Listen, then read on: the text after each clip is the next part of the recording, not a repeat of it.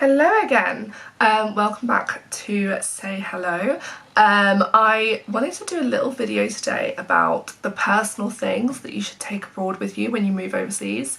The first time I moved to Australia, I took some personal things with me, but not a huge amount. So the second time I moved, I knew what I wanted to take with me, what I needed to take that would really kind of help me when I did feel a little bit homesick and a bit like I was missing England and friends and family back home.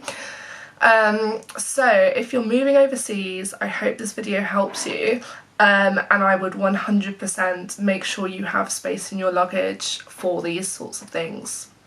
So the first one I'm going to start with is hard copies of your favourite photos. I feel like these days we so often leave photos on cameras and phones. We don't often actually print photos out and kind of frame them or whatever.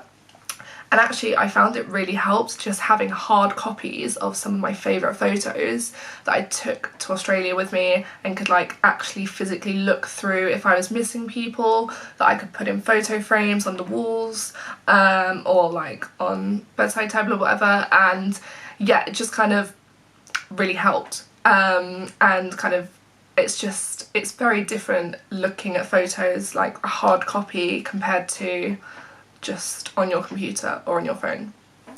The second thing, which is sort of related, is personal artwork or like postcards, just personal little things that are really special to you. So every single place I've ever moved to, I've always taken a little A4 piece of artwork that my best friend made for me when we were 16. She painted it for me for my 16th birthday, and honestly, like, I take it everywhere with me just because it kind of makes me feel closer to her and reminds me of that friendship when I'm living far away. Even if it's not overseas, like even when we've been apart in the UK and kind of lived in different places in the UK, I still take it with me. And likewise with postcards, like my nan, she kind of every so often would just send like a random postcard. No, like she doesn't go anywhere. It's just like a little postcard like from her hometown.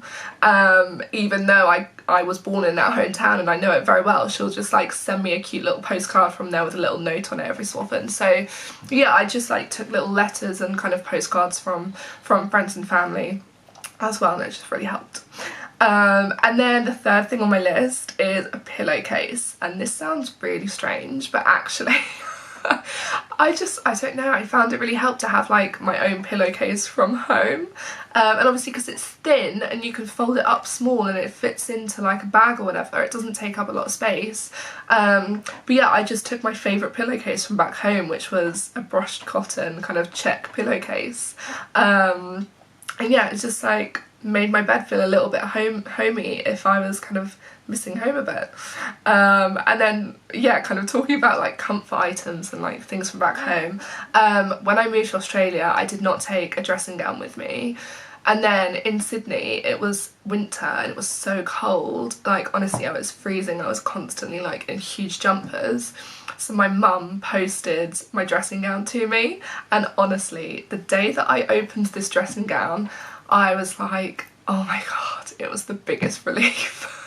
That sounds so sad, but it was just so nice just having this like nice cozy dressing gown with me that I could wrap myself up in if I was, you know, having a day where I felt a bit low or down or was missing people. And you know, even if it wasn't that cold, I would just have like shorts and t-shirt on underneath my dressing gown and just like need an excuse to kind of just wrap myself up in it. And then another thing that I really like to take with me when I'm overseas is just a childhood object. And you know, I did this both when I moved the first time and the second time.